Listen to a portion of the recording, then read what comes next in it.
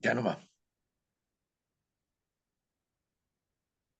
Buenos días, es domingo 9 de junio, son las 11:20 de la mañana y estamos analizando la semana política junto a Juan Andrés Lagos, periodista, integrante de la Comisión Política del Partido Comunista de Chile y como ha dicho otras veces, cada vez más famoso, cada vez más citado. ¿Cómo estás, Juan Andrés? Buen día. Omar, buenos días. Aquí estamos. Aquí estamos. Oye, Juan Andrés, esta semana ha estado muy movida, principalmente a nivel internacional. Yo te diría dos, tres cosas que hay que profundizar, o por lo menos tratar de comentar, ¿no es cierto?, para quienes son seguidores de este programa, eh, y que cada vez que nosotros lo emitimos, bueno, están con sus comentarios, sus visitas, sus me gusta y todo eso se agradece, ¿no? Fíjate que está la comentada, ¿no es cierto?, cita a propósito de la entrevista con medios internacionales del presidente Putin en relación, ¿cierto?, a facilitar armas a países que tengan conflictos, ¿no es cierto?, con ciertos países de la OTAN, ya que la OTAN, por otro lado, facilita misiles, facilita armas, ¿no es cierto?, para el combate contra la Federación Rusa. Y eso lo dijo claramente, dentro de muchas otras cosas que dijo, por cierto.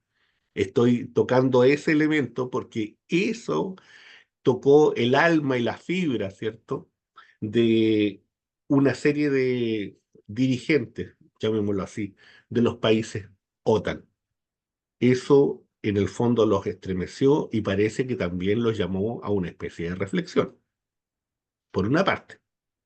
Yo creo que un segundo elemento a nivel internacional tiene que ver, ¿no es cierto?, con este ataque que busca ahora el Estado de Israel contra el Líbano, lo que amenaza, ¿no es cierto?, con seguir proyectando esta guerra en el Medio Oriente y en donde parece que cierto sector del mundo israelita son insaciables, no tienen contención, no tienen posibilidad, ¿no es cierto?, ni quieren ninguna propuesta ni nada en relación con la paz, sin hablar, ¿no es cierto?, de las operaciones militares que están llevando a cabo, que son devastadoras y en donde se esconde detrás, ¿no es cierto?, de un resultado de obtener a cuatro, ¿no es cierto?, a cuatro personas que habían sido, en este caso, capturadas, ¿no es cierto?, por Hamas, pero que el costo de eso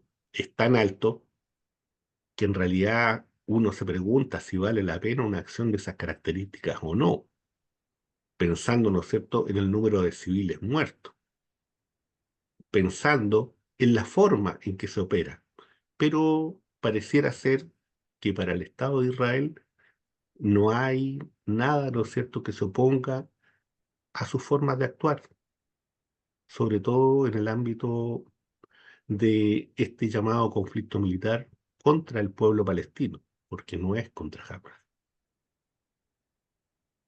Diría que una tercera cosa está en relación a la conmemoración del día D, que en otros momentos era un llamado a la paz, que en otros momentos era un llamado antifascista y que hoy día, ¿no es cierto?, se transforma en un llamado a una especie de unidad de un sector del auto llamado Occidente democrático, supuestamente, ¿no es cierto?, contra todos los demás. Pareciera ser que es la selección de los blanquitos contra el mundo de los morenos, de los negritos, de los afroamericanos, contra todos los que no son ellos. En eso se ha transformado el día D. Y otro elemento en México, bueno, la reacción de la derecha frente a una derrota tan contundente, de tratar, ¿no es cierto?, de buscar por anga y por manga cómo ensuciar esa victoria de Morena, e incluso en algún medio nacional aparece un señor de apellido Krause diciendo que es muy malo que en realidad un partido político como Morena obtenga un 60%, que está bien que la gente haya votado por ellos, pero que eso es muy negativo.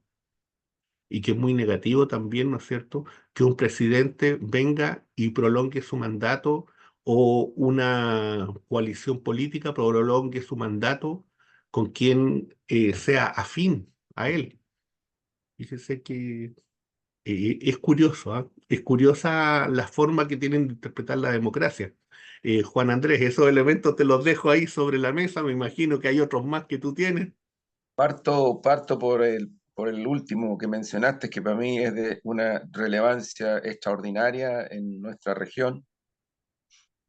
Y para variar, uno ve que yo no le voy a pedir otra cosa, solo lo digo nomás, pero porque tampoco le puedo pretender pedirle otra cosa, porque su línea de mensajes, su línea de editoriales, me refiero a la hegemonía mediática que tenemos en Chile, que es devastadora en estos sentidos. Poca importancia le han dado a esto y claro, empieza como a primar este enfoque que, bueno, han habido divisiones en otros gobiernos, han habido traiciones en otros países, vamos a ver qué pasa, si ella sigue la continuidad del proyecto que encabezó el presidente López Obrador, en fin, o sea, está claro que la derecha, que la oligarquía y que al imperialismo norteamericano y al eurocentrismo les complica de sobremanera lo que ocurrió en la última elección en México. Una elección de democracia que yo creo que tendrían que a lo menos reconocerla. La presidenta fue electa con más del 60% de la votación de México. Los grupos de derechistas y todo esto trataron de boicotearla y salieron para atrás, porque se hizo todo el proceso y salieron para atrás. O sea, no pudieron, no hay ningún elemento para objetar desde el punto de vista de un proceso electoral ese resultado. O sea, es una de las votaciones más grandes que ha obtenido una candidata de la izquierda en nuestra región, y con ideas claras, no con jueguitos de marketing, de qué sé yo, de mercadeo, no, con ideas claras. Yo diría que lo fundamental son las ideas. En ese contexto el testimonio, son las ideas. Y creo que eso tiene una sintonía tremenda, tremenda con una mayoría nacional mexicana que se está abriendo paso de la manera como se está abriendo, democráticamente, por la vía de las elecciones y por la vía de la participación popular y social. Entonces yo creo que lo primero es decir esto para que no quede duda de que se trata de un resultado histórico y de una proyección inmensa para nuestra región, obviamente, en primer lugar, para el pueblo de México, que tiene como frontera Estados Unidos. Eso no hay que olvidarlo. Y que Estados Unidos a los países fronterizos los trata como ha tratado a México, con quitarle territorio, una constante política de intervencionismo también, y que México ha tenido que responder de distintas maneras en su historia. La ignorancia supina o la omisión supina de las oligarquías regionales, incluida la chilena, obviamente que no quieren ver esto, porque ellos estaban muy contentos con los gobiernos derachistas, los gobiernos obsecuentes a Estados Unidos, estaban felices, fascinados, mientras el pueblo mexicano se hundía en la miseria, en el dominio que ejerce el narcotráfico y que ejercía antes con mayor fuerza, ahora sigue existiendo eso, el crimen organizado, la marginalidad, un pueblo de tanta diversidad y riqueza cultural que estaba siendo brutalmente, yo diría, sometido por una hegemonía y un totalitarismo cultural derechista proveniente de Estados Unidos y que también la oligarquía mexicana lo construía o la trataba de imponer día a día. En fin, yo diría que es necesario, amigas y amigos, Omar, analizar más. Nosotros hemos dicho otras veces, es complicado cuando los análisis desde el punto de vista del mundo progresista de izquierda parten aceptando este concepto globalista, neoliberal y muy totalitarista de las oligarquías criollas y del imperialismo yanqui para analizar la realidad internacional y la realidad regional. Es muy complicado porque se parte omitiendo relevancias que son de una extraordinaria significación e importancia. Eh, el presidente López Obrador estuvo para los 50 años del golpe en Chile. Y yo creo que fuimos mezquinos en el tratamiento que se le dio a ese presidente en Chile. Fuimos mezquinos. eh, Porque creo que él hizo un gesto muy notable. Él es un gran admirador de Salvador Allende, del gobierno de la Unidad Popular. Muchas veces lo ha citado. Lo tiene en su registro como punto de referencia en el presente, no en el pasado solamente. Y aquí viene un primer punto que yo insisto en destacar. La elección en México le da un triunfo a la primera mujer que es presidenta de México, a la primera en su historia, con un programa de ideas, de contenidos que ella encabeza y que tiene un ejercicio, insisto, de liderazgo, de sintonía popular, que no es porque se peine, voy a hacer, por favor, que se tome bien esto que voy a decir y ojalá que cuando la tercera cita lo que yo digo aquí, o el Nuevo Mundo, o qué sé yo, o el Mercurio, o el Exantes, o el Líbero, que son los que hacen seguimiento, así una especie de seguimiento persecutorio, es una cosa bien, bien llamativa. Bueno, pero que a lo menos respeten la significación, ¿no? A lo menos, yo soy lo mínimo que les pido, que respeten la significación, no manipulen. Porque quiero decir que el liderazgo de la presidenta de México es un liderazgo construido muy sustantivamente sobre la base de cuestiones que tienen que ver con los liderazgos cuando son reales y cuando tienen interacción con su pueblo. Sus ideas, su carisma, su continuidad inmensa respecto de lo que se hizo en el gobierno de López Obrador. Ella fue parte de ese proceso, parte de la construcción territorial desde la base, no una parecida, ¿no? Entonces se equivocan los derechistas, los oligárquicos y otros más pseudo progresistas cuando tratan de mostrar de que ella es una especie como de nueva figura, como que aquí hay, no, es continuidad, esa es la verdad. Y es peor porque cuando caricaturizan, como tú señalas, Omar, ¿no es cierto?, de que aquí poco menos que el otro la puso a dedo, es otra caricatura brutal, antifeminista, antimujer, pero antipueblo, antipueblo, como si fuera tontita, así la tratan. Ese es el machismo oligárquico, que trata de interpretar el triunfo de la presidenta de México como si fuera algo menor del punto de vista de tratar de ponerla en el casillo de que la impuso, la instaló, la puso a dedo, no sé, el 60% de las mexicanas y mexicanos que votaron por ella no lo ven. Hasta ahí llega la soberanía, hasta ahí llega como llegó aquí en el golpe, pues. O como el señor Kaiser, que ahora está pidiendo que se legalice el Partido Comunista. Y recuerda ni más ni menos que cuando habla de eso, recuerda la ley maldita de González Videla. Sí, pues, sí, pues. También yo un pequeño mensaje con mucho respeto a las amigas y amigos del mundo progresista que hablan de las democracias, de las derechas democráticas, así como dándole aval. Y el problema, lo vuelvo a repetir, no tiene nada que ver con que se dialogue o no se dialogue. Eso es otra cosa, nada que ver. Yo lo que estoy diciendo es que cuando se le empieza a dar la impronta de democrática o democrático a gente que en su origen no lo es, otra cosa es que uno dialogue incluso con esa gente, pero que uno le da la impronta. Es lo que pasó de los 90 en adelante, pues, cuando se terminó negociando y haciendo pacto transicional con Pinochet. Si no fue con alguien distinto, fue con Pinochet. Entonces, claro, a mí alguien me puede decir, bueno, ¿y por qué otra cosa se podía hacer? Bueno, apelar al pueblo, apelar al pueblo. Y cuando se apeló al pueblo, se produjo algo en Chile muy importante, que fue el plebiscito, y el plebiscito se ganó. Eso fue. Entonces, apelar al pueblo no es una negación de la democracia, es una condición básica de su construcción. Y la experiencia chilena demuestra eso. Sin construcción de la soberanía popular en un sentido nacional amplio, este es el resultado. El resultado es que los pueblos empiezan a buscar otros caminos y otras vías para que los escuchen, para que sientan que existen, que están viviendo mal, que necesitan ciertas cosas de pervivencia. Todo eso todo esto que estoy diciendo, si uno quiere mirar, amiga y amigo, por favor, haga el esfuerzo.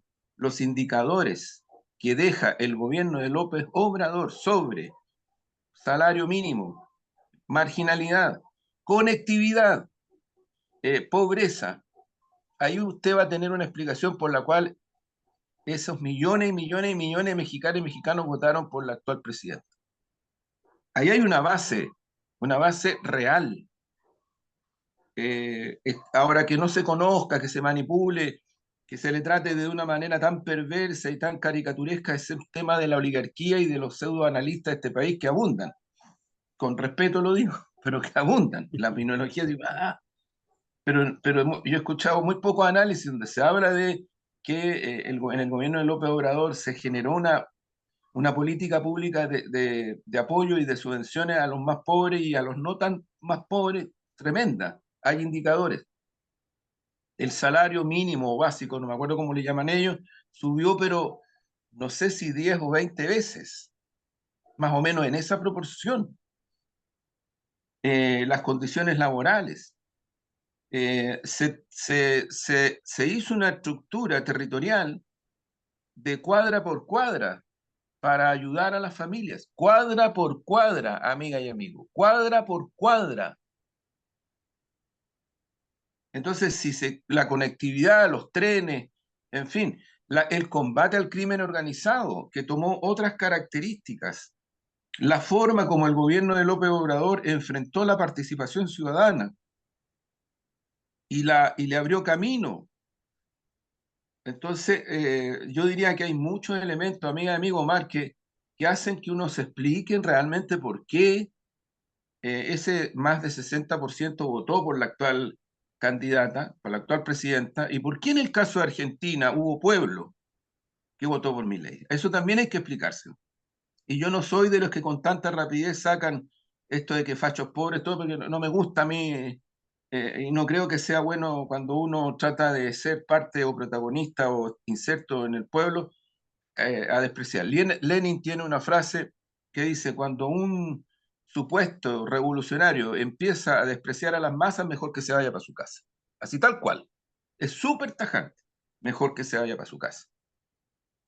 Porque ocurre que los pueblos son lo que son por las características que son. López Obrador tiene un análisis del triunfo de Milei de varias cosas, con mucho respeto, porque siempre se ha caracterizado por tener un gran respeto por los demás gobiernos, por los demás países. Un hombre de una sencillez legítima, de verdad legítima. Un carisma muy distinto a otros carismas que mírenme a mí, mírenme a mí, mírenme a mí. No, es un carisma muy distinto. Tiene rasgos bien especiales López Obrador como líder. No es una persona que hable fuerte, que pueda... No, no, no, es una persona distinta en ese sentido. Pero López Obrador hizo un análisis del resultado en Argentina. Y una de las cosas que dijo fue, bueno, hay que explicarse por qué la ciudadanía, hay que tratar de explicarse por qué una parte de la ciudadanía votó por Milei, cuando estaba viviendo situaciones de pervivencia muy dramáticas, producto de la inflación y producto de muchas otras cosas, muy dramáticas. ¿Qué vio en Milei? Y luego dice, lo que ocurre es que los pueblos, a los gobiernos de derecha, los votan cuando no tienen alternativa, pero no les piden mucho.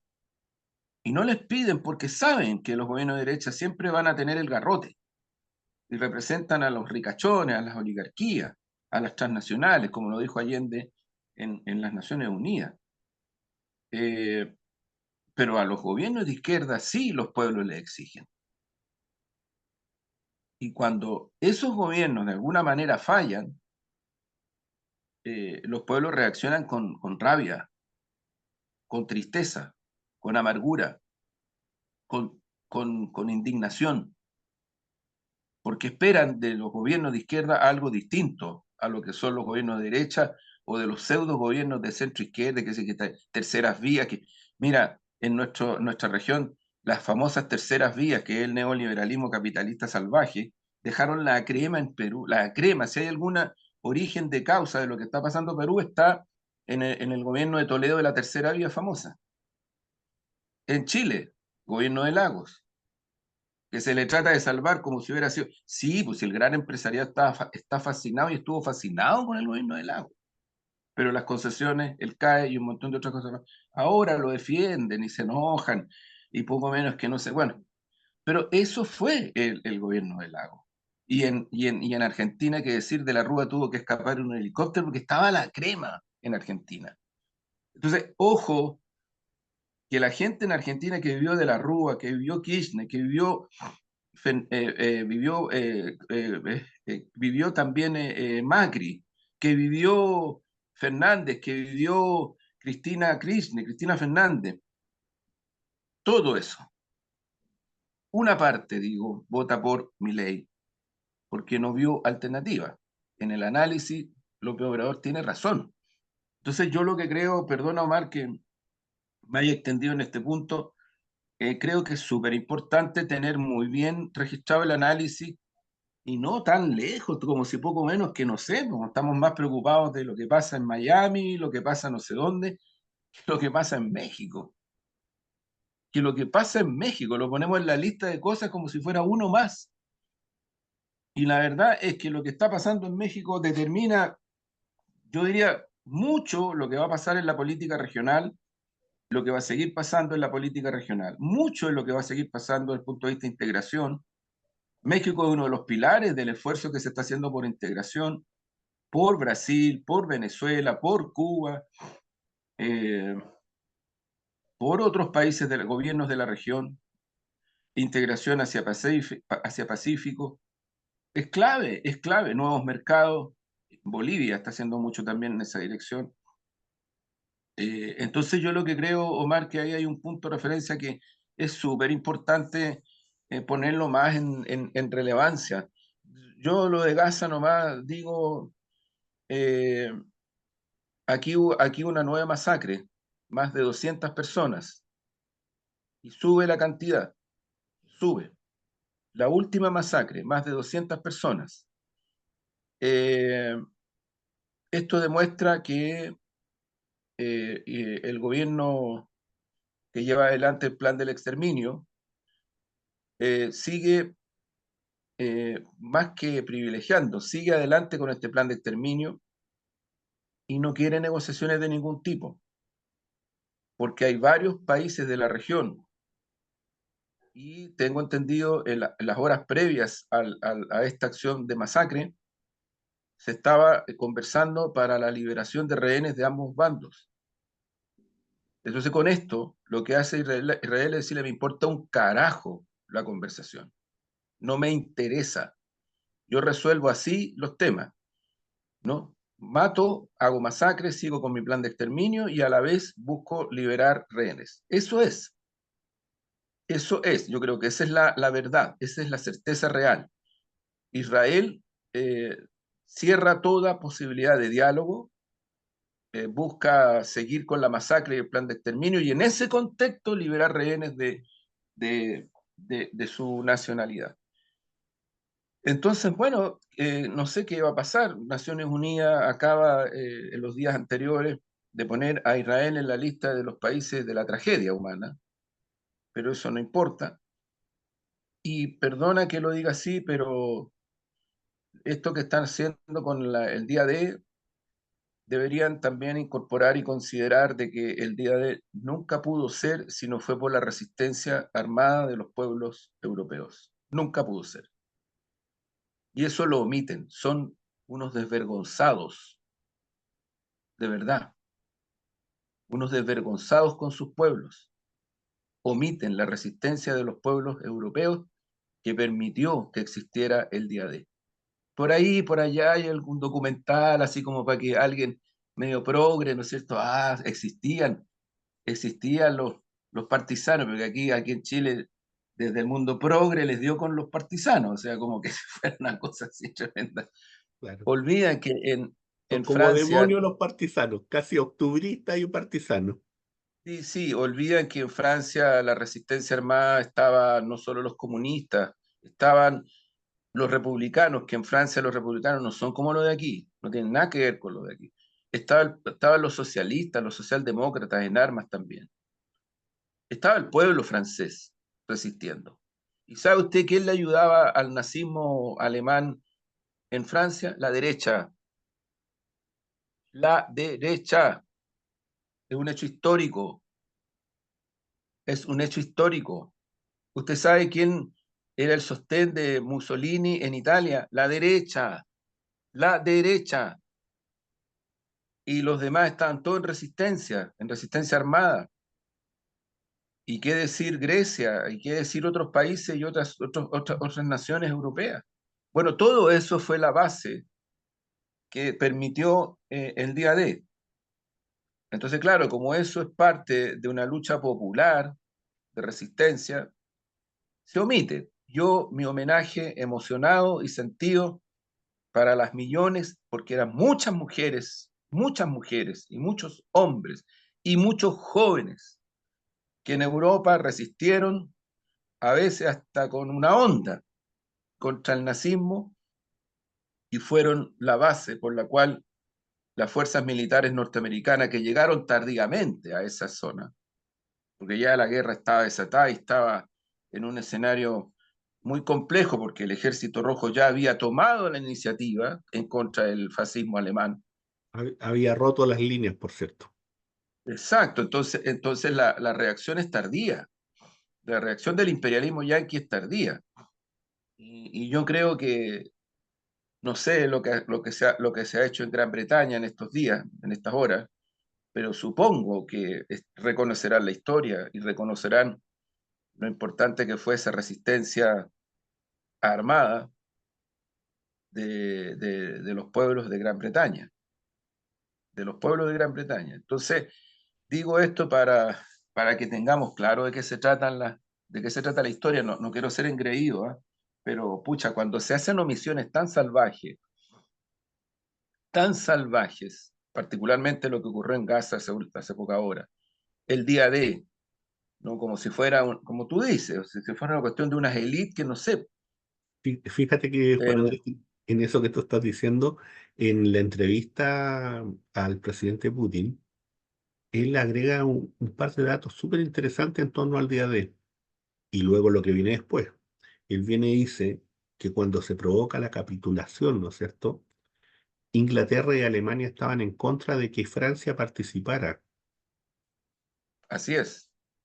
y que es Stalin el que solicita la presencia de Francia. Y entre otras razones tiene que ver, ¿no es cierto?, con la resistencia del pueblo francés. Exactamente. Hay unos libros que yo los recomiendo con mucho cariño, pero con mucha convicción. Son grandes, son gruesotes como eran antes los libros, pero buenísimos, de Lapierre y Collins, que son dos escritores tremendos, fascinantes. Se han hecho películas de sus libros. Y un libro que se llama Art de París. Art de París, lo recomiendo, porque ahí efectivamente lo que tú dices, Omar, ellos lo reconstruyen y lo describen. Y el Art de París es porque hay un momento en que en París están todas las fuerzas. Están las fuerzas de la resistencia, está todavía la fuerza del fascismo alemán y están entrando las fuerzas yanquilandia de Estados Unidos. Entonces, Art de París. Y en Italia ocurrió algo muy parecido. Entonces, el otro día un señor también bien, no sé, perdone la expresión, no sé, pero bien ignorante, habló del Partido Comunista como partido estalinista y nuestro presidente, Lautaro Carmona, le hizo una aclaración muy potente que además el señor, que parece que es presidente de la Nación Nacional, tuvo que reconocer que se había equivocado, ¿no? Respecto de Stalin y de la posición del Partido Comunista de Chile, ¿no? Porque hay que tratar de acercarse a las certezas y a las verdades, si no la manipulación y la opiniología da para todo, da para todo, da para todo, eso es muy peligroso. Pero lo que tú dices, Omar, en la Segunda Guerra Mundial, en el conflicto que tenía, las características que tenía, el papel de la Unión Soviética, de las naciones que conformaban la Unión Soviética, y todavía más allá, Bulgaria, Hungría, Polonia, Rumania, y el papel de Stalin en ese contexto ¿Sí? fue decisivo. Y eso les guste o no a algunos. Es que, es Es que, es que así. por eso te digo, sí, sí, fue decisivo. Y por eso es que el presidente de Estados Unidos y Churchill se reúnen con Stalin, lo reconocen, lo reconocen, porque no había otro camino para salir de ese fascismo que muchos en el llamado Occidente capitalista naciente, desde el punto de vista del capital especulativo financiero, que tiene un origen, lo hemos dicho otras veces, aquí nos han ayudado amigas y amigos muy buenos analistas, que es el origen del capitalismo especulativo, en donde empiezan a aparecer con mucho más claridad las familias israelíes o judías, ¿no es cierto?, que son las propietarias de una buena parte de ese capital especulativo financiero que se transforma en banco, que hoy día tienen una hegemonía a nivel planetario muy grande, hoy día.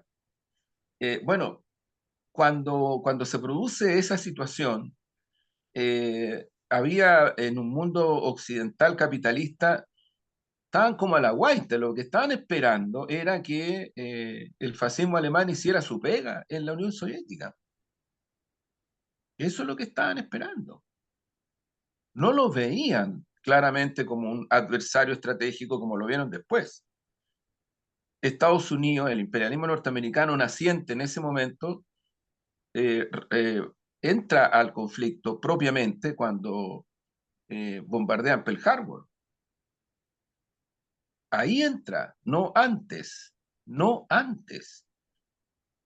Entonces, ojo que aquí hay que hacer una construcción más certera para entender la dinámica que hoy día está cursando, que hoy día está cursando. Y por eso yo insisto, México es muy importante analizarlo en este contexto, en esta dimensión. Como también es muy importante lo que está haciendo el gobierno de Brasil, como también es muy importante ubicar en ese contexto lo que fue el día D para Europa, el papel que jugaron los pueblos europeos, las fuerzas políticas de izquierda, socialdemócratas, democráticas, porque sí, sí hay que decirlo, porque es verdad, hubo sectores de las derechas europeas que respaldaron el fascismo alemán. Sí, es un dato de la realidad, no es una ficción. ¿Es así? Sí, es así.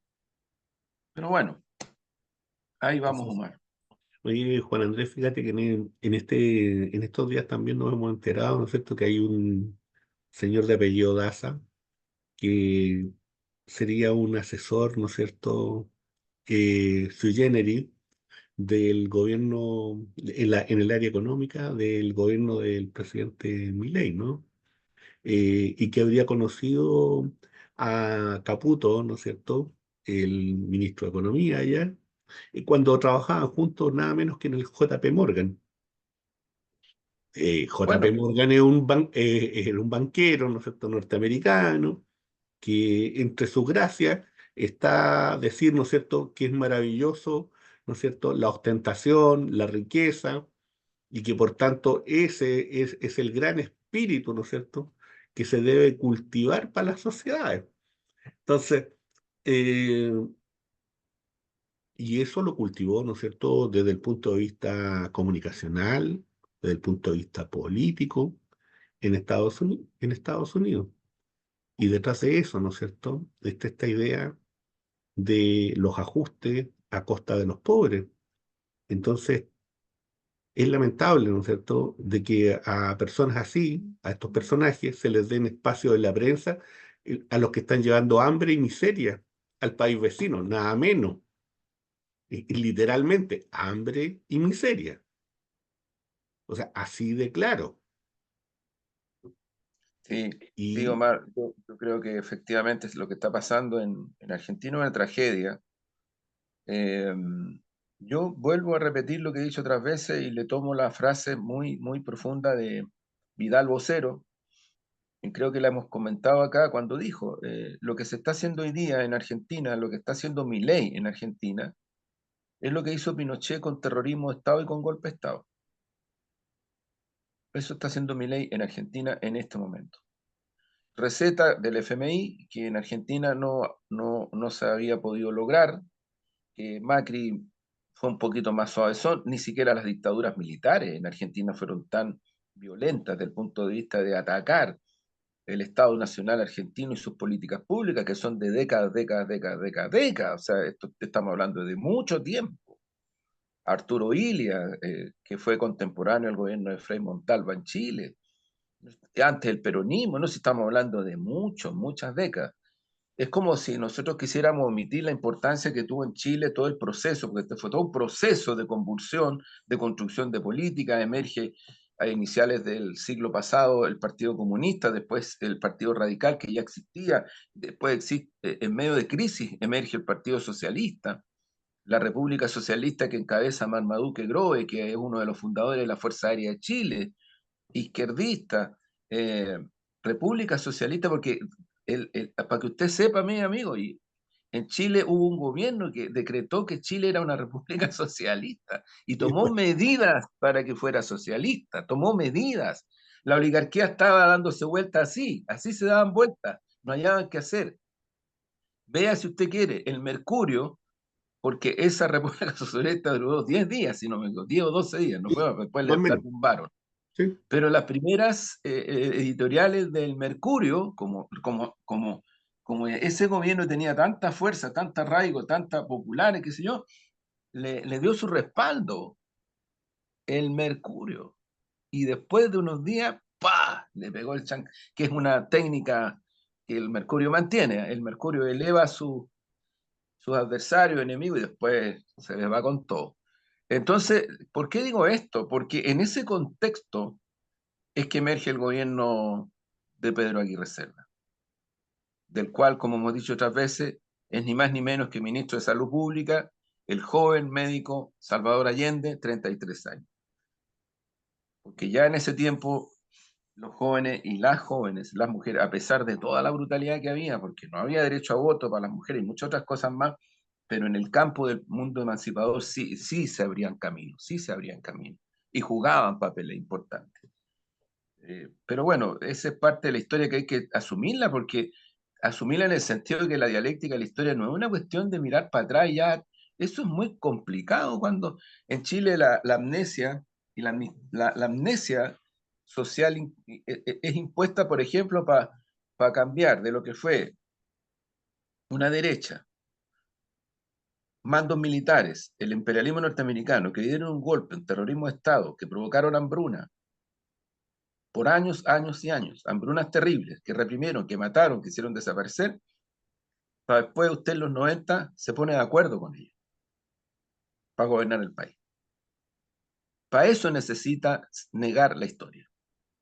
Y en una parte, no toda, en una parte se negó la historia. O sea, Pinochet de ser lo que fue, pasó a ser senador, primero comandante en jefe del ejército, se mantuvo, después senador vitalicio,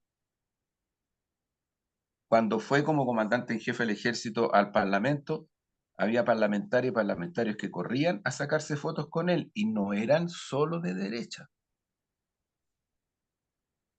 Entonces, también yo diría que hay que tener en cuenta ahora la historia, ahora, hoy. sí. Y en ese ahora, Juan Andrés, me llama mucho la atención de que dentro del análisis político no haya una dimensión más profunda de esta aporofobia, de este síndrome de la aporofobia, instalado, ¿no es cierto?, desde el modelo neoliberal y llevado al extremo por personajes como Milei y otros. Cuando estoy hablando de la aporofobia, estoy hablando, ¿no es cierto?, de este síndrome que es en el fondo el temor, que es el horror hacia los pobres y hacia la pobreza. De eso es lo que estoy hablando. Cuando se construye un discurso político aporofóbico, ¿qué es lo que está haciendo el vecino? ¿Y qué es lo que hoy día hay sectores que están haciendo también acá en Chile? Y lo han venido haciendo en el transcurso del tiempo. Cuando quitaron la palabra pueblo y dijeron gente, cuando en vez de hablar de los pobres están hablando, ¿no es cierto?, de los emprendedores. Entonces, hay una aporofobia instalada que hay que combatir. Los pobres son pobres y son dignos en sí mismos, en su pobreza, porque son hombres y mujeres que están en el suelo chileno y tienen derecho a vivir de manera digna. Fíjate que con eso pasamos a un punto, Juan Andrés, recordando que estamos analizando la semana política Y que nos queda y, poquito. y que nos queda poquito, pero en este, si hay alguien que estaba cultivando exactamente lo contrario, era el alcalde Daniel Jadwe. Y fíjate que las reacciones que se han provocado a casi una semana, ¿no es cierto?, de su detención, y en donde insisto en un tema que va mucho más allá de lo legal, porque hay algunos leguleyos que les gusta venir y hablar de esas cosas, y está bien, están en su derecho, es su campo. Y yo miro desde otra perspectiva, yo miro desde la perspectiva de que camino 2 cuadras de acá de donde vivo, y fíjense que en una reja hay una niñita, a un niñito que fue asesinado de razones inexplicables en el 2023 y que dice en Chile no hay justicia. En Chile no hay justicia, porque el criminal que asesinó a ese niñito está caminando por las calles. Hay muchos criminales en Chile que están caminando por las calles, de diverso tipo, criminales de cuello y corbata y criminales, ¿no es cierto?, en el sentido último y más desagradable del término. Y hay otros que están detenidos y que son considerados un peligro para la sociedad. Y eso cuando pasó en estos días lo del Tren de Aragua, entra en una situación más grave, más allá de las explicaciones que quiera dar algún periodista o algún leguleyo en algún medio de comunicación, que más encima es su medio de comunicación. Juan Andrés, Sí, mira, yo creo que nosotros tenemos una situación que lo hemos conversado otras veces, que es un Estado que está, un Estado que en este gobierno, que es nuestro gobierno, porque en todos los anteriores hicieron muy poco, a pesar de que, como hemos dicho otras veces, Piñera y la derecha desde los 90 en adelante comenzaron a tomar esta bandera de la lucha contra el crimen, la lucha contra esto otro. De hecho, no nos olvidemos, la consigna de Piñera en la primer gobierno era narcotraficantes, delincuentes tienen los días contados, y qué sé yo, y no tuvieron los días contados, al contrario, se dispararon todos los indicadores, crecieron. O los contaban con sea, tenedor. claro, por lo tanto no hubo nada, pues, no hubo nada. Y los otros gobiernos que vinieron después tampoco hubo mucho, tampoco hubo mucho. Entonces, tenemos situaciones de esa dimensión.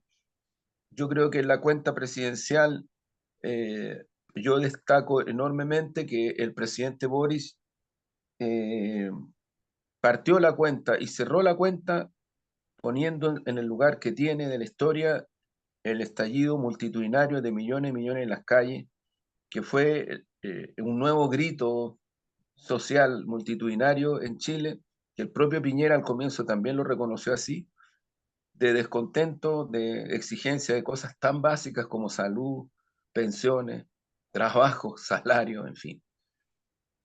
Y yo insisto en ese marco, el papel que jugó la Mesa de Unidad Social, la Central Unitaria de Trabajadores, los estudiantes secundarios y ese llamado que hizo la Mesa de Unidad Social, la CUT, a un paro nacional productivo que fue algo que conmovió al país, porque fue un paro nacional productivo realmente nacional, nacional. Entonces, con multitudes en las calles. Entonces yo creo que el presidente Boris, por primera vez desde que partió con las cuentas y de los análisis que él ha hecho de la situación chilena, yo diría por primera vez pone términos de referencia en una cuenta y señala que además esas demandas no están resueltas, ¿no? Yo creo que ese es un dato para mí crucial de la cuenta, Omar, amiga y amigo, crucial, porque de eso se desprenden, creo yo, muchos, si no todas y todos los anuncios que el presidente hace respecto a distintos ámbitos, respecto al tema del crimen organizado, la batalla que se está dando. Ningún gobierno había tomado medidas como las que ha tomado nuestro gobierno, que faltan, pero sin duda que faltan, pero entonces uno le dice a la derecha, bueno, pero abran paso para el pacto fiscal, pues para la reforma tributaria. Pónganse, pues. No, pues hasta ahí llegan. Pensiones, lo mismo, hasta ahí llegan. Entonces cierran, pegan un portonazo violentísimo en el Parlamento a un programa de gobierno que fue votado mayoritariamente con una votación que no se había alcanzado hace mucho tiempo en una segunda vuelta en Chile.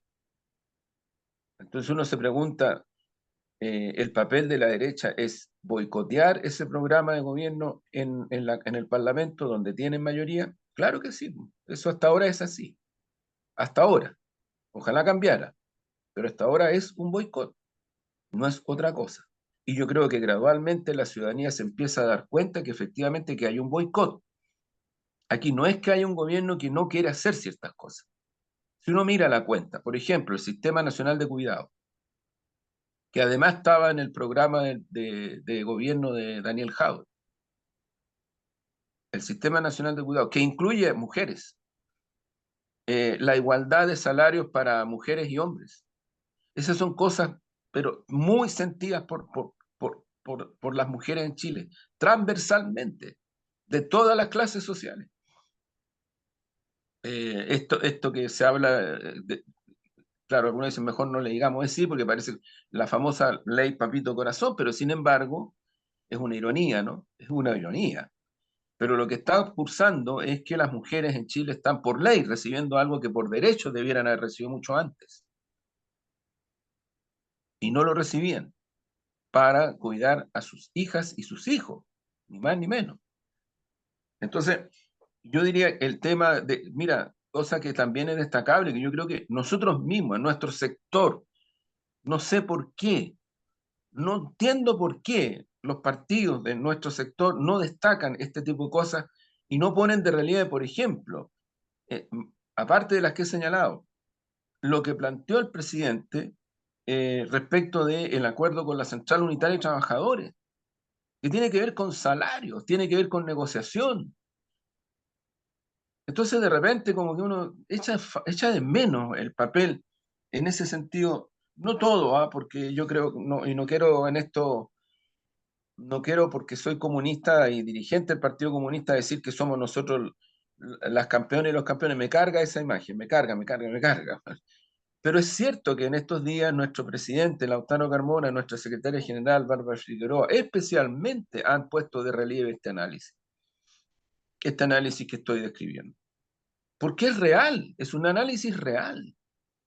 Entonces, no se había puesto la relevancia que tiene los acuerdos con la Central Unitaria de Trabajadores, no se habían puesto en otras cuentas.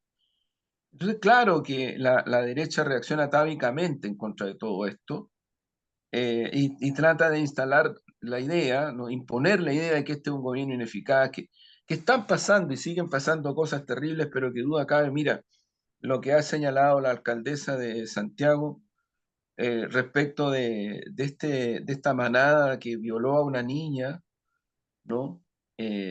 No, no, mira, no, no, yo creo que aquí hay cosas que tiene razón la alcaldesa. Al levantar la voz como la ha levantado y al pedir medidas concretas como las que está pidiendo, ¿no? Pero el espacio existe para eso, porque yo creo que nuestro gobierno ha ido tomando, a pesar de todo este boicot, de todo este boicot, de todas las limitaciones que le ha impuesto la derecha en el Parlamento para tener más recursos para temas como estos, se están haciendo acciones que van en la dirección de abrirle paso. El presidente destacó el acuerdo que hay con Perú, con Bolivia y con Venezuela respecto de acuerdos multilaterales para luchar contra el crimen organizado. Y más allá de las declaraciones que han habido en estos últimos días, lo que hay que privilegiar es la búsqueda de cooperación. Eso es, cooperación. Cooperación, cooperación para poder enfrentar estos flagelos transnacionales tan brutales que tenemos en Chile instalados hace muchos años, pero muchos años. Porque aquí el nivel del tráfico de cocaína, especialmente en Chile, amiga y amigo, para que usted sepa, y hay varios libros de investigaciones que lo demuestran, tomó la dimensión que tiene bajo la dictadura de Pinochet y los aparatos represivos estuvieron involucrados totalmente en ese negocio. Así es la historia real. Así es, les guste o no les guste. Entonces, bueno, digo esto porque yo creo, Omar, tú tienes razón. Yo creo que la reacción que se ha producido frente al encarcelamiento preventivo, porque es un encarcelamiento preventivo, porque ocurre que el proceso todavía no parte, está recién ¿Cierto? partiendo, ha generado una reacción, que es un hecho, ¿ah? Yo creo que no es algo irrebatible, es un hecho, ha generado eh, desde indignación, protesta, sorpresa, tristeza, esta visión que es un sentimiento, pero que también es una mirada de que en algunos casos se toman medidas de esta dimensión y en otros no, también en el contexto real, o sea, siguen produciéndose situaciones que yo diría muestran que la administración de justicia, que es un sistema, es un poder, efectivamente. Yo diría que se requiere analizar con mayor profundidad en el contexto de una profundización democrática, porque, mira, el Poder Judicial, el Parlamento, el Poder Ejecutivo tienen que ser siempre parte sustantiva de la democracia, pero ocurre que bajo dictadura, incluso la Corte Suprema negaba la existencia de desaparecidos en Chile, y de por medio se presentaban recursos de protección y recursos de amparo. Y hubo, si yo no me equivoco, un señor que no sé si era presidente de la Corte Suprema, pero me tienen curco con los desaparecidos, dijo. Me tienen curco con los desaparecidos. Bueno, entonces uno dice, no será necesario, junto con los otros poderes del Estado, mirar con mayor profundidad democrática del punto de vista de lo que es administración de justicia, de lo que es el poder legislativo, incluso el poder ejecutivo, porque ocurre que en Chile el sistema del andamiaje de arquitectura de poder en buena parte sigue siendo herencia de lo que se construyó en dictadura. Si esto que tenemos hoy día, presidencialismo, una amalgama de parlamentarismo, una cosa muy extraña, y este poder judicial, salvo la reforma procesal penal, que yo creo que como resultado de administración de justicia deja harto que desear, mucho. Entonces yo lo que creo es que es necesario mirar un poquito más en profundidad por qué se producen estas cosas y cómo evitar que se produzcan. Porque el nivel de desconfianza, todos los estudios, amiga y amigo, todos los estudios muestran que el nivel de desconfianza y de distancia de la ciudadanía de Chile con el Poder Judicial, la Administración de Justicia y con el Parlamento es muy grande. Es muy grande. Entonces, si no queremos mirar esas realidades, yo siempre pongo de relieve el discurso que hizo y cierro de Michelle Bachelet después de visitar la celda donde estaba encarcelado Nelson Mandela en Sudáfrica. Hizo un discurso y en ese discurso, una parte significativa de ese discurso está referida a la necesidad de que en Chile avancemos hacia una democracia participativa. Aquí ni en la nueva mayoría lo pescaron mucho ese discurso. La nueva mayoría éramos los partidos de la coalición de apoyo al gobierno de ella, el segundo gobierno. Pero te digo, así como tampoco pescamos mucho después los cabildos que se hicieron para una nueva constitución, si se hicieron bajo una nueva mayoría. No todos los partidos de la nueva mayoría agarraron papa con eso, pero hubieron, po, hubieron, y eran cabildos públicos, debatidos, protagónicos, reales, para que la ciudadanía debatiera sobre qué pasó después en el estallido. La gente se juntaba en los parques, en las plazas, y ahí discutía sobre, entre otros, el tema de la nueva constitución. Eso es democracia, amiga y amigo, participativa. Eso es. Y en ese contexto es necesario mirar también las cosas, porque hoy día alguien habla del nuevo sistema político, de acuerdo, pero ¿va a ser para profundizar la soberanía y la participación o va a ser para darle un ayornamiento a una gobernabilidad trucha que al final las élites siempre están tratando de adecuarse para seguir?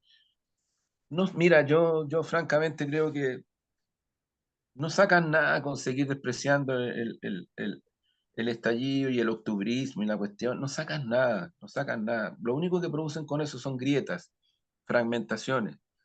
Dalma Racinki, comienzo de los 90, una socióloga del Instituto de Sociología de la Pontificia Universidad Católica de Chile, hizo varios estudios sobre esto y ya en los comienzos de los 90, Dalma Racinki pronosticaba que podía ocurrir esto, producto, decía, de que si no se resuelven las fragmentaciones, las grietas que tiene la sociedad chilena, es muy difícil lograr consensos democráticos que permitan que la ciudadanía se refleje en esas cosas. Fíjate, lo decía, y ella hablaba de cuestiones como salud, educación, pensiones, a comienzos de los 90.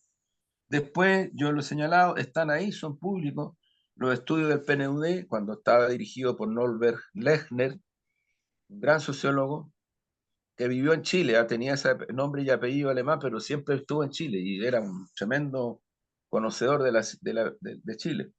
Cuando él era director del PNUD, el Programa de Desarrollo de las Naciones Unidas, para el desarrollo de las Naciones Unidas, pero que tiene su sede, aquí tiene una sede grande. También, a mediados de los 90, hace estudios donde muestra esta realidad. Tomás Mulián, Anatomía de un mito. Bueno, ya en ese tiempo habían protestas del Colegio Profes, de la CUT, de los estudiantes secundarios, la Revolución Pingüina, en fin. Entonces, ¿por qué digo todo esto, Omar? Porque de alguna u otra manera, ¿por qué la ciudadanía también ve a Daniel Jadwe y la administración de la Municipalidad de Recoleta como parte de este mundo popular? Porque Jadwe encabezó una administración donde se hicieron cosas en favor de la ciudadanía. O sea, yo vivo en Recoleta. Usted aquí va a la farmacia popular y compra un remedio que en el centro o en una de las cadenas le sale 3, 4, 5 veces más caro. Chuta, si a alguien no le importa eso, bueno, no sé, po, creerá que la ciudadanía vive, no sé, ¿de qué? De aire. Porque hasta el aire está costando caro en Chile y en todas partes del mundo. Claro, entonces, bueno, la inmobiliaria popular, los anteojos, hay muchos programas en educación. El propio Daniel no lo saca mucho en limpio, pero hay hartos programas y actividades sobre los temas de seguridad, trabajados con Carabineros y con la PDI de Recoleta. Hay, hay. Entonces, yo creo que la ciudadanía lo que ve, y eso es lo que está cursando, es, chuta, ¿por qué está preso? ¿Por qué está preso? ¿No? Y no es que la ciudadanía sean personas tontas o ignorantes o no tienen idea, entonces hay que instalarle, imponerles una especie de experta o experto, o sea, alguien así como, y le deja caer el ladrillo. Sí, sí, aquí en Chile se llamaba el ladrillo, lo que escribió De Castro, Kass y otros más, y que lo aplicaron como política económica y que fue lo que derivó en el desastre total, porque desmantelaron la economía, desmantelaron la economía de Estado, las políticas públicas, generaron miseria, le abrieron camino a las grandes corporaciones transnacionales, a los grupos económicos, que además les perdonaron la vida 2 veces en menos de una década, porque quebraban y después volvían y el Estado los apoyaba. Todo eso se hizo bajo dictadura. Entonces, cuando a mí alguien del mundo, entre comillas, progresista me dice, no, en realidad tal vez a lo mejor había que pasar por eso y había que mejorar la economía, yo creo que ya perdió la batalla, porque el mundo entero está demostrando que el mundo entero va para otro lado, incluso el FMI. El FMI está desentendiéndose de ese tipo de política económica. Entonces, creo que por ahí siento más que es que hay tanta expresión solidaria en ese sentido con lo que está ocurriendo con Daniel Jadwe. Sí. Bueno, antes de cerrar y frente a lo que tú estabas planteando, Juan Andrés, fíjate que eh, es bien curiosa la sociedad chilena y principalmente la élite, ¿ah? Hay un libro que se llama El patio del poder de Renato Garín, que plantea, ¿no es cierto?, esta idea de el patio del poder, ¿no es cierto?, la Escuela de Derecho de la Universidad de Chile, y por tanto una alabanza, ¿no es cierto?, o, o una cierta semblanza de quienes quisieron de una u otra forma estar detrás, ¿no es cierto?, del proceso constituyente, de la elaboración escrita del proceso constituyente, y en una pretensión también de lo que es el poder, una pretensión que es bastante curiosa y de no entender, ¿no es cierto?, los espacios en donde cada uno está, de que esos que estuvieron redactando ahí no habrían estado redactando nada sin un pueblo que sale a las calles, no sin habrían duda. estado redactando nada sin los sectores que estuvieron dispuestos, ¿no es cierto?, a presionar, y eso eran Pero sí, miles Omar, de es muy personas. cierto. Mira, Omar, un Entonces, paréntesis nomás lo que tú dices, solo un paréntesis, pero si sabes tú lo que por eso yo decía, si hasta nos olvidamos de los cabildos que se hacían por nueva constitución en nuestro gobierno de la nueva mayoría. Obviamente de la derecha, o sea, cuando es electo Piñera y en la primera reunión que tiene su ministro del Interior, Andrés Chadwick, con la Confederación de la Producción y Comercio, con el gran empresario de este país, la gran banca, ¿qué es lo que dice? Hasta aquí llegamos con el temita de la nueva constitución, se acabó, se cierra, punto. Pero también los sectores, entre comillas, progresistas nos olvidamos de ese tema. Y lo que tú dices es entonces así.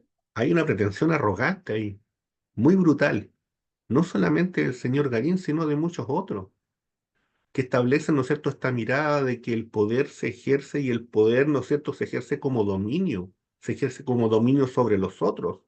Y esa es la construcción democrática que quieren y es la que han ejercido. Esa es la construcción de las relaciones sociales que quieren y es la que han ejercido.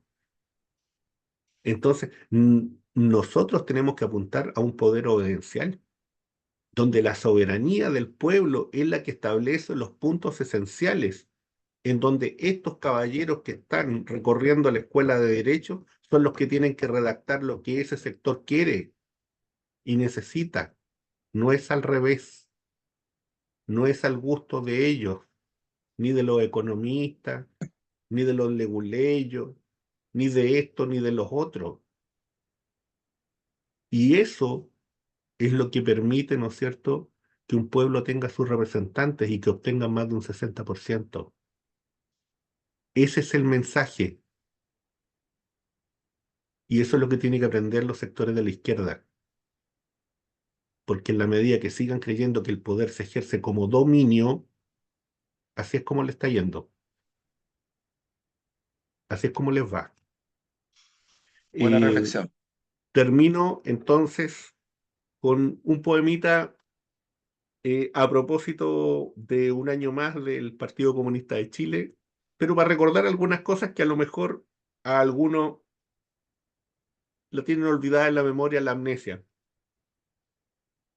Informe número 1. Señor encargado de asuntos especiales. Como se dispuso, recorro irremediablemente las calles de Santiago, atosigada de vendedores, oficinistas, carteros y carteristas, suplementeros, embaucadores, mimos, ciegos y de manera recurrente desempleados y extranjeros. Bajo este rompecabezas, las marchas con sus lienzos se pierden en el barullo. Todo sí está registrado en la densa calma, porque como usted dice, con estos cabrones nunca se sabe. Buena. Y no más, Buena, Omar, gracias por la reflexión. Ahí nos que estén muy quedamos, bien. con esa tremenda reflexión. Muchas gracias. Que es un poema, pero es un manifiesto, ¿ah? ¿Ah? Sí, algo así, Sí, algo así, ¿no? algo Algo así, así, algo así. Eh, algo así. Ya, el que Omar, quiera oír, que oiga. ¿qué quiera ver que oiga? Eh, recuerden suscribirse al canal, agradecido con eso, ¿no es cierto? Eh, compartir, un like siempre ayuda. Créanme que ayuda a que se difunda el programa. Y eso lo podemos hacer de manera sencilla y hay un sentido de cooperación entre unos y otros. Los comentarios siempre son válidos, críticos o no, siempre son válidos e importantes. Eso, que estén muy Bien, bien, Juan Andrés. Chao, nos chao. vemos. Chao, chao amiga, amigo. Chao, Omar. Chao, Nos chao. vemos. Chao.